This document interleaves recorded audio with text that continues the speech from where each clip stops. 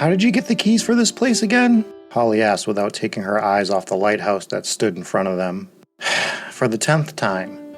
John at the town hall owed me a favor, so I told him I wanted to go poke around the South Lighthouse for a bit. Rick responded while fighting with the lock on the door. It was a cloudy, chilly October day on Block Island, making the lighthouse on the south side of the island look even more terrifying than normal.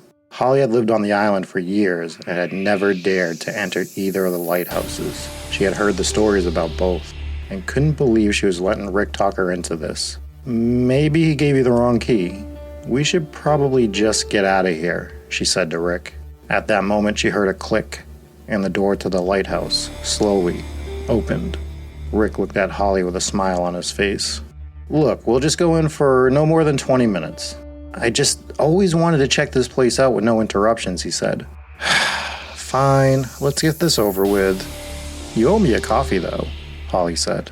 Deal. As they walked into the dark lighthouse, Holly started remembering the stories surrounding the place. As the legend went, a woman named Maggie was staying with her husband, who was the keeper of the lighthouse. The talk around the island was that the marriage was pretty rocky, and the couple was always arguing. One day, the husband, in a state of shock, was screaming for help. When people showed up, Maggie lay dead at the end of the staircase with a broken neck.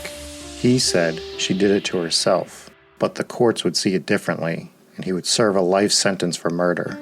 After this, the island wouldn't be able to keep a lightkeeper for very long. Items moving, beds shaking, and even being locked out of the building would send them running. Holly shivered a bit as she used her iPhone flashlight to look around the place. She picked up a photo on a table and stared at it. At that moment, she thought she heard a whisper. Rick, is that you? She said. Did you say something? I'm upstairs. You gotta come up and see some of this stuff, Rick said excitedly. Holly put the photo down and began to walk towards the stairs.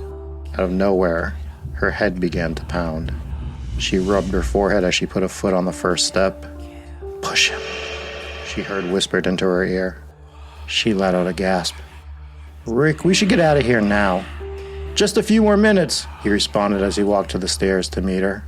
As Holly finished climbing the stairs, she heard the voice once again. This time it said, Do it. Rick approached her with something in his hands held up proudly. Hey Holly, check this! He was cut off mid-sentence as Holly had pushed him as hard as she could. She didn't know what was happening. She felt like she had no control.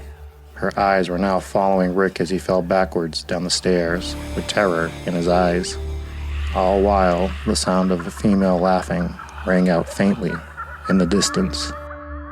I'm Rob Coakley, and this is Hometown Ghost Stories, Block Island, Rhode Island.